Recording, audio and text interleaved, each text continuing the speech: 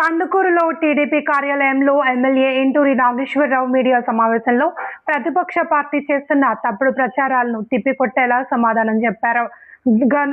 గతంలో మీరు చేసింది ప్రజలకు తెలుసు. కూటమి ప్రభుత్వం అధికారంలోకి వచ్చాక మన నియోజకవర్గం అభివృద్ధి పనుల్లో శరవేగంగా పరుగులు పెడుతుంది. అభివృద్ధి ఓర్వలేక ఇలాంటి ప్రచారాలు, తప్పుడు ప్రచారాలు చేస్తున్నారు. ప్రజలు నమ్మేదే లేదు అని స్పష్టం చేశారు. ఈ కార్యక్రమంలో పలువురు కూటమి నాయకులు పాల్గొన్నారు. ఈరోజు ఈ ప్రెస్ మీట్ ముఖ్య ఉద్దేశం మీ అందరికి కూడా తెలుసు. గత వారం రోజుల నుంచి కందుకూరులో ప్రతిపక్షం కాని వైఎస్ఆర్సీపీ పార్టీ కందుకూరు నియోజకవర్గంలో ఈ రామాయపట్నం పోర్టు ప్రైవేటీకరణ చేస్తూ ఉంది ప్రభుత్వం అని చెప్పి అనేక మందికి అపోహలు సృష్టిస్తూ అనేక అబద్ధాలు చెప్తూ ఎవరైతే ఈ జిల్లాలో ఎక్కువ లిక్కర్ మాఫియా చేసినటువంటి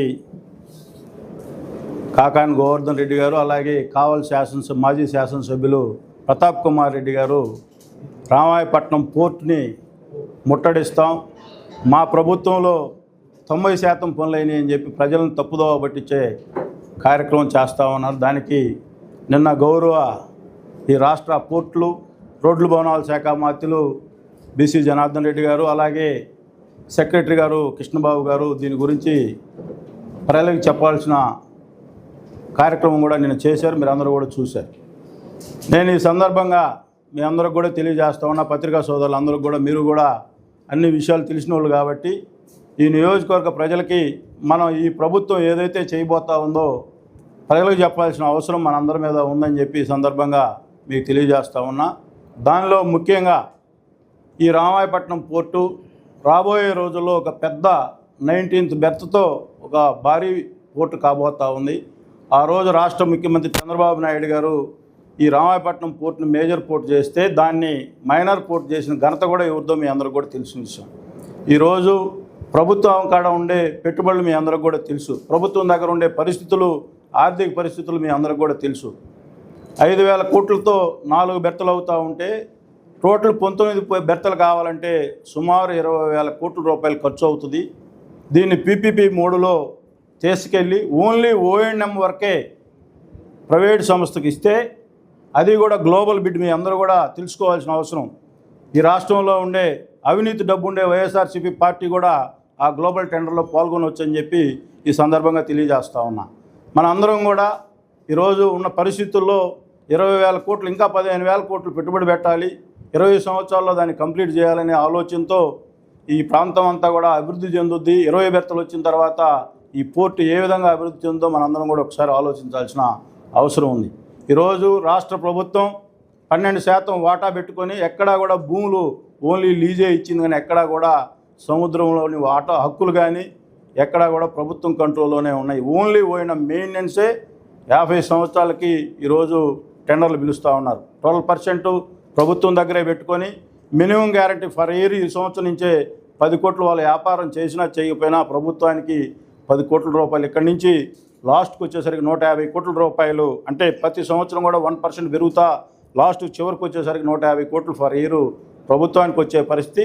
అలాగే ఈరోజు అడ్వాన్స్ కూడా ఈ రాష్ట్రంలో, దేశంలో కూడా ఎక్కడా జరగలేదు. 1,500 కోట్లు అడ్వాన్స్ తీసుకునే ఈ ఓఎన్ఎం కార్యక్రమం కూడా, అంటే వాళ్ళ షరతులు ఎంత కండిషన్గా ఈ రాష్ట్ర ముఖ్యమంత్రి ఒక ఎక్స్పీరియన్స్తో ఈ రాష్ట్రాన్ని అభివృద్ధి చేయాలనే ఆలోచనతోనే ముందుకు పోతా ఉన్నాడు. కానీ ఈ వైసీపీ లాగా దాచుకోవడం మీరు ఒకటే క్లియర్గా మీ సందర్భంగా మీకు గుర్తు చేయాల్సిన అవసరం కూడా ఉంది.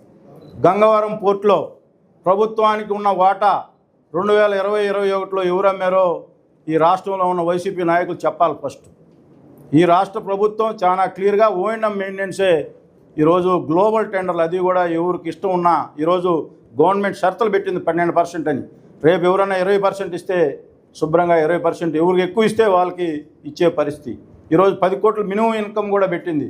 దానికంటే ఎక్కువ ఎవరు ఇస్తామంటే వాళ్ళకే ఇచ్చే పరిస్థితి. కానీ ఎక్కడ కూడా దీంట్లో ఓపెన్ బిడ్ పెట్టారు, గ్లోబల్ టెండర్లు ఈ ప్రపంచంలో ఉండే ఏ కంపెనీ అయినా వచ్చి వేసే విధంగా వెసులుబాటు కూడా కల్పించారు. మన అందరం కూడా ఇది తెలుసుకోవాల్సిన అవసరం ఉందని చెప్పి రాష్ట్రాల్లో ఈరోజు రాబోయే రోజులు ఈ 19 బెర్తలు కంప్లీట్ అయితే ఈ ప్రాంతం ఏ విధంగా అభివృద్ధి చెందుద్దో మనందరం కూడా ఒకసారి ఆలోచించాలని చెప్పి ఈ రాష్ట్ర ప్రభుత్వం మనన్నీ కూడా మీ అందరికి కూడా తెలిసి ఈరోజు పీపీపీ మోడ్లో ఒక ప్రైవేటు భాగస్వామ్యం ఓఎన్ఎం చేస్తూ ఉంటే వాళ్ళ ఇన్కమ్ కోసం ఏ విధంగా కష్టపడి పనిచేస్తారో మనందరం కూడా ఒకసారి ఆలోచించాలి. ప్రభుత్వం అయితే ఇన్ని వనరులు ఈరోజు 500 కోట్లు 1500 కోట్లు ముందే అడ్వాన్స్ తీసుకొని 5000 కోట్లకి మనం చూసాం.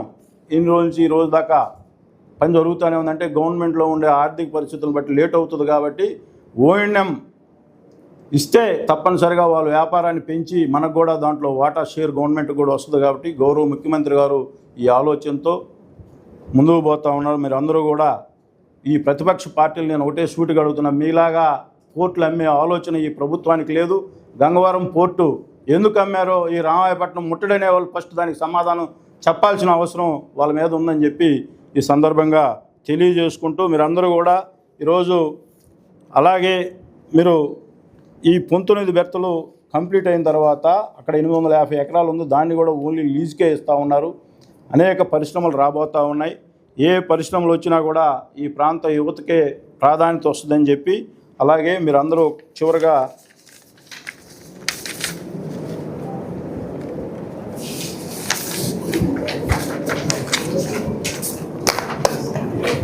ఈ పర్సంటేజ్ కూడా ప్రతి సంవత్సరం కూడా ఇప్పుడు ప్రజెంట్ 12% ఉంది. అది మళ్ళీ ఇయర్ 1% పెరుగుతూ లాస్ట్కి 25% ప్రభుత్వ వాటా ఈ ఓఎన్ఎంలో కూడా ఉంటుందని చెప్పి అలాగే 10 కోట్లు మినిమం ఈ సంవత్సరంలో వాళ్ళకి ఇన్కమ్ వచ్చినా రాకపోయినా కంపల్సరిగా 10 కోట్లు అది మ్యాక్సిమం చివరికి వచ్చేసరికి ఫర్ ఇయర్కి వచ్చి 150 కోట్లు ప్రభుత్వానికి ఆదాయం వచ్చే పరిస్థితి ఉంటుందని చెప్పి ఇవన్నీ కూడా క్లియర్గా నిన్న గౌరవ మంత్రి గారు చెప్పారు.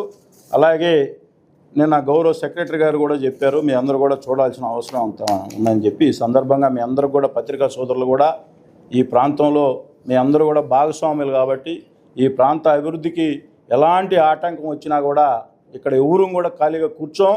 ఈ వైసీపీ నాయకులాగా కళ్ళు మూసుకొని అన్నీ తెలిసి ఈరోజు నేను అడుగుతా ఉన్నా, ప్రకాశం జిల్లాలో ఉన్న కందుకూరు నియోజకవర్గాన్ని నెల్లూరు జిల్లాలో కలిపినప్పుడు ఈ నోర్లన్నీ ఏమైపోయినాయని నేను అడుగుతా ఉన్నా. మాకు ఎంత చిత్తశుద్ధి ఉందో ఈ సందర్భంగా మీకు తెలియజేయాల్సిన అవసరం ఎంతైనా ఉంది.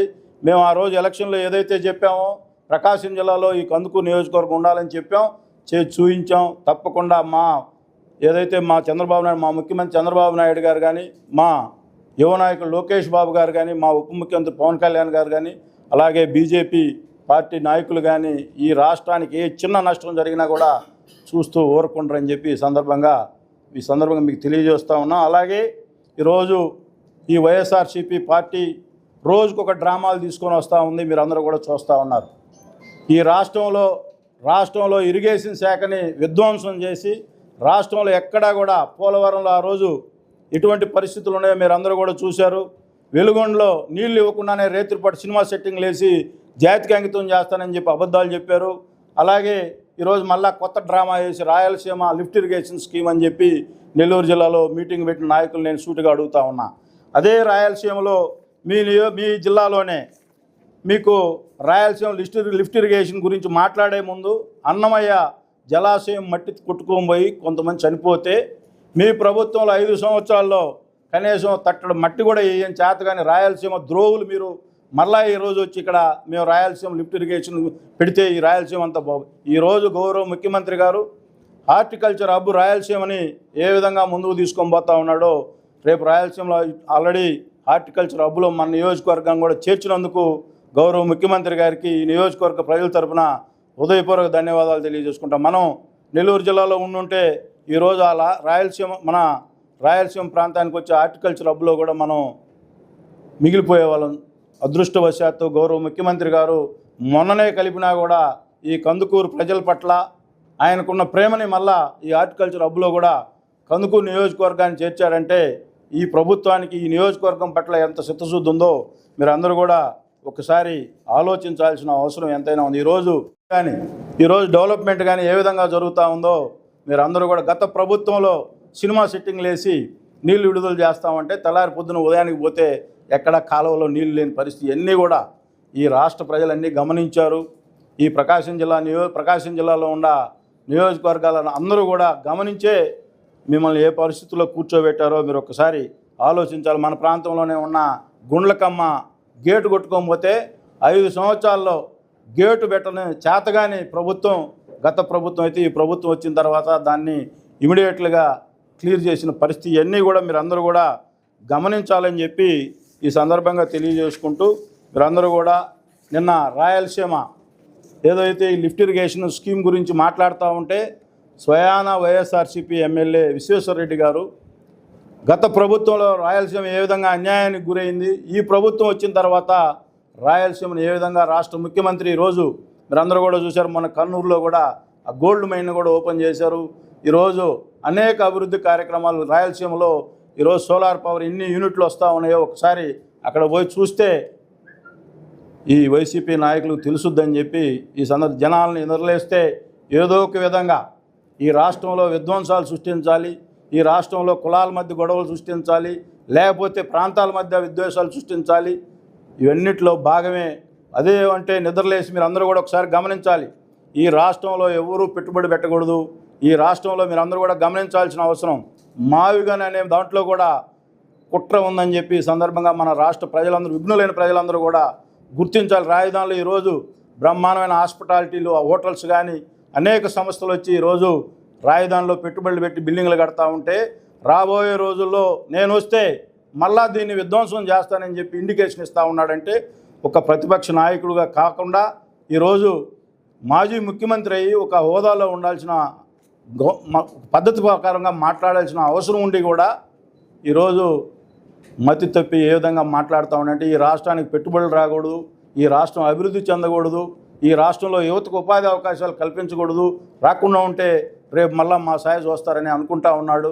ఈ రాష్ట్రంలో విఘ్నులైన ప్రజలందరూ కూడా గత 5 సంవత్సరాల్లో ఈ రాష్ట్రంలో ఉన్న ఆర్థిక పరిస్థితి ఏ విధంగా నాశనం అయిపోయింది, మళ్ళా రిపీట్ అయితే ఈ రాష్ట్రంలో పరిస్థితులను కూడా ఊహించుకునే పరిస్థితి ఈ రాష్ట్ర ప్రజలు లేరని చెప్పి ఈ సందర్భంగా వైసీపీ నాయకులు తెలియజేసుకుంటూ, మీరందరూ కూడా ఈ ముట్టడనే నాయకులు నేను సూటిగా అడుగుతా ఉన్నా, మీరు గంగవరం పోర్టు ప్రభుత్వ వాటాని ఎందుకు అమ్మారో రామాయపట్నం పోర్టుకు వచ్చే ముందు ఈ రాష్ట్ర ప్రజలకు చెప్పాల్సిన అవసరం ఉందని చెప్పి ఈ సందర్భంగా తెలియజేసుకుంటూ, ఈ నియోజకవర్గ ప్రజలందరికీ కూడా నేను మనవి చేస్తూ ఉన్నా, ఈ రాష్ట్ర ప్రభుత్వం వాళ్ళలాగా ప్రభుత్వంలో ఉండే వాటాలు అమ్మే ప్రభుత్వం కాదు, ప్రజల కోసం పనిచేసే ప్రభుత్వం ఈ కూటమి ప్రభుత్వం అని చెప్పి ఎవరు కూడా అపోహలకు గురి కావాల్సిన అవసరం లేదు. ప్రభుత్వ వాటా ఎక్కడికి పోవడం లేదు, ఓన్లీ O&M మెయింటెనెన్స్ మాత్రమే PPP మోడ్లో గ్లోబల్ టెండర్లు పిలుస్తుందని చెప్పి ఈ నియోజకవర్గ ప్రజలందరూ కూడా మీ ద్వారా తెలియజేసుకుంటూ సెలవు తీసుకుంటా ఉన్నా.